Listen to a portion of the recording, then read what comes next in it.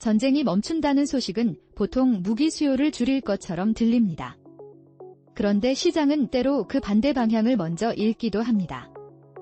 총성이 잦아든 뒤에야 각국이 더 서둘러 안보 계획을 다시 짜는 경우가 있습니다. 이번 이슈가 바로 그런 장면과 연결됩니다. 핵심 질문은 단순합니다. 중동의 종전 협상이 왜 한국 방위산업 기대를 키우는가 하는 점입니다. 겉으로 보면 평화와 무기 수출은 서로 멀어 보입니다. 하지만 실제 계약은 전쟁 중보다 전쟁 직후에 속도를 내기도 합니다. 최근 미국과 이란의 종전 협상 타결 소식이 전해진 뒤 한국 방산 수출에 새 기회가 열릴 수 있다는 분석이 나왔습니다. 특히 중동 지역에서 논의 중인 여러 사업이 전후 국면에서 더 구체화될 수 있다는 전망이 제기됐습니다. 이 분석의 중심에는 지상무기, 방공체계, 전투기 협력 같은 분야가 놓여 있습니다. 먼저 배경을 보겠습니다. 중동에서는 전쟁이 끝나더라도 안보 불안이 곧바로 사라지지 않는 경우가 많습니다.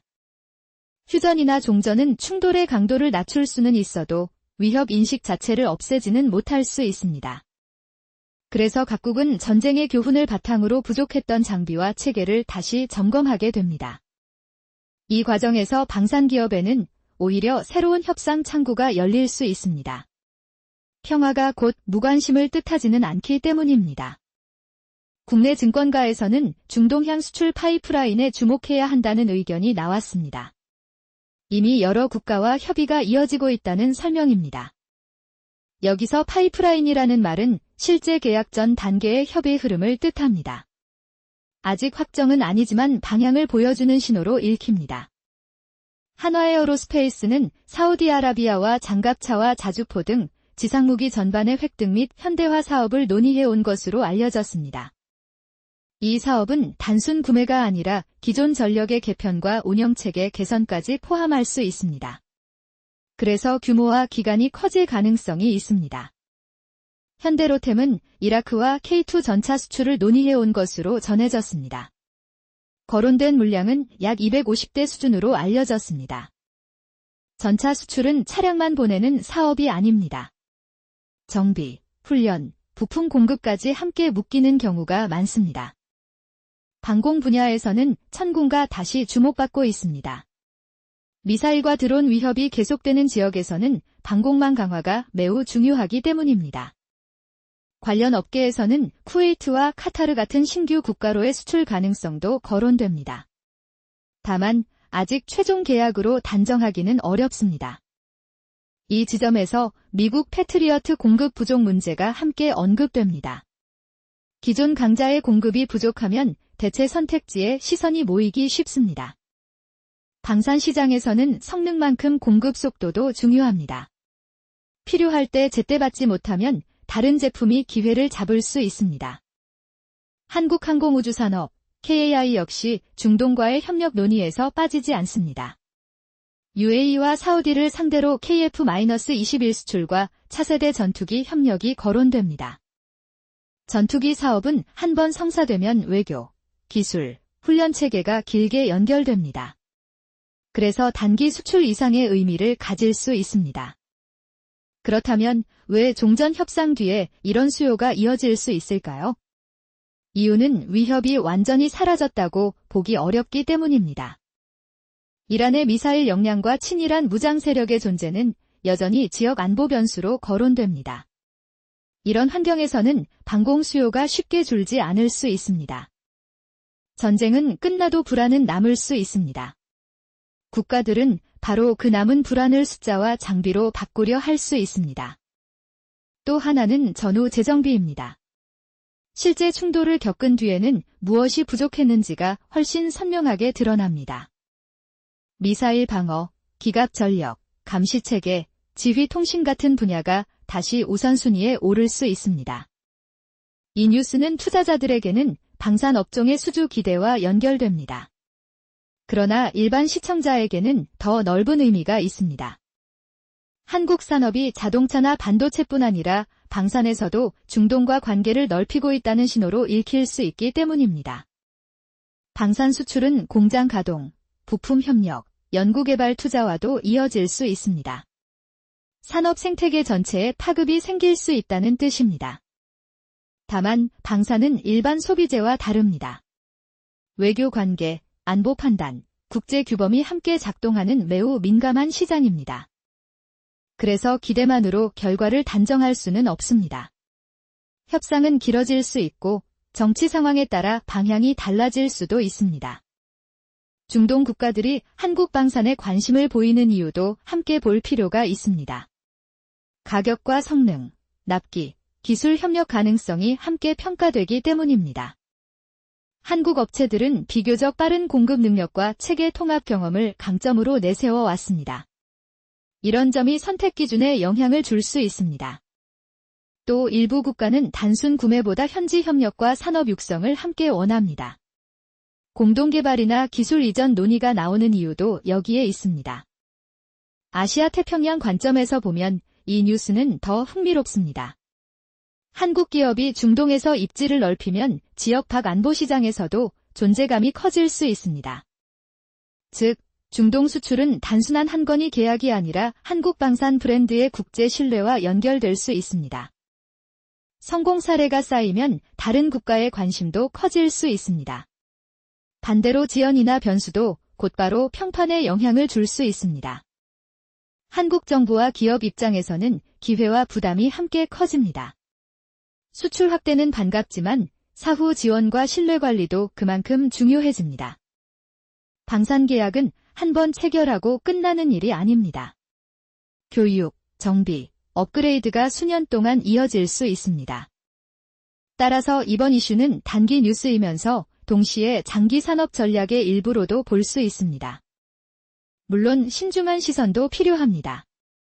종전 협상 소식이 실제 지역 안정으로 이어질지는 아직 더 지켜봐야 합니다. 안보 환경이 빠르게 바뀌면 우선순위도 달라질 수 있습니다. 예정된 논의가 늦춰지거나 조건이 바뀔 가능성도 있습니다. 또 방산 수출은 국제 정치와 국내 여론의 영향을 함께 받습니다. 그래서 숫자만 보고 판단하기는 어렵습니다. 이제 뉴스 영어 표현으로 넘어가겠습니다. 첫 번째 표현은 드로 어텐션입니다. 드로 어텐션. 이 표현은 관심을 끌다, 주목을 받게 하다라는 뜻입니다. 뉴스 제목과 리포트에서 매우 자주 나옵니다. 중동의 방공 수요가 한국 무기 체계에 주목을 끌고 있다는 뜻으로 쓸 수 있습니다. 드로 어텐션, 주목을 끌다입니다. 두 번째 표현은 remain cautious입니다. 기대가 커도 단정하지 않을 때 유용합니다.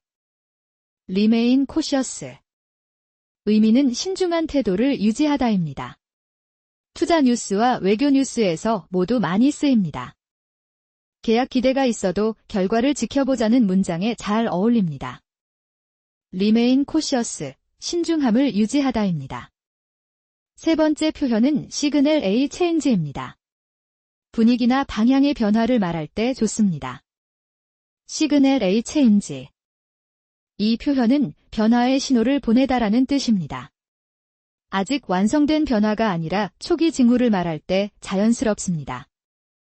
종전 협상이 끝이 아니라 새로운 조달 흐름의 시작일 수 있다는 문장에 쓸 수 있습니다. 시그널 A change, 변화의 신호를 보내다입니다.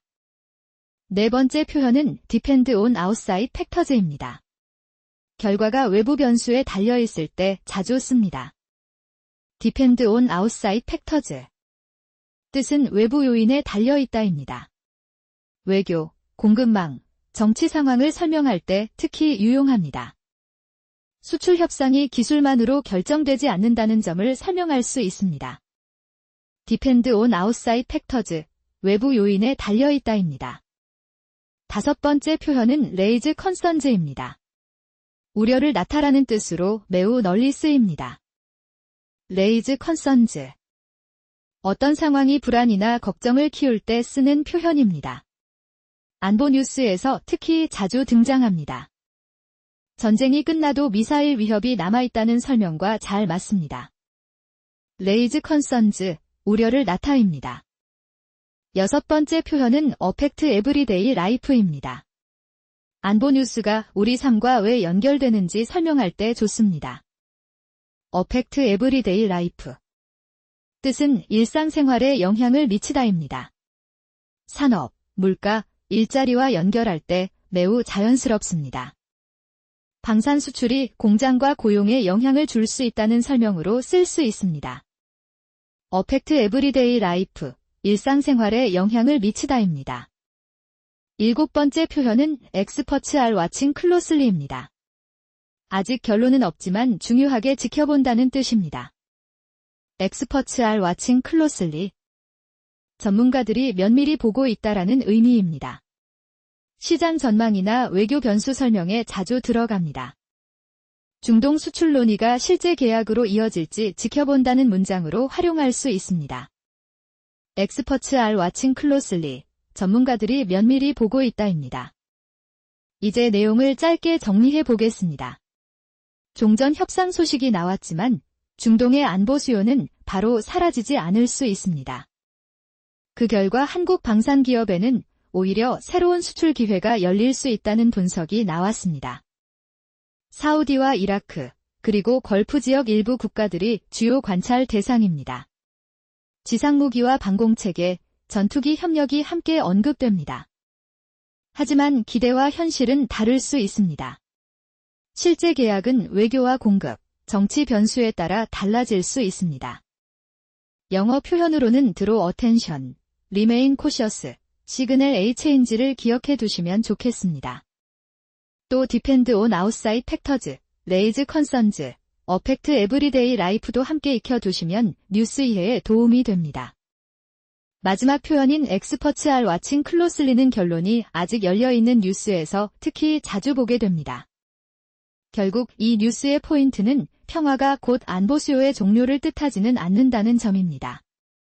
오히려 전후 재편이 새로운 시장을 만들 수 있습니다. 그리고 그 변화 속에서 한국 기업이 어느 정도 역할을 넓힐 수 있을지가 아시아 태평양 산업에도 중요한 관전 포인트가 됩니다.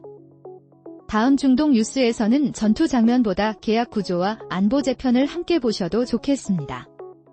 큰 변화는 종종 전쟁의 끝이 아니라 그 이후의 준비에서 시작됩니다.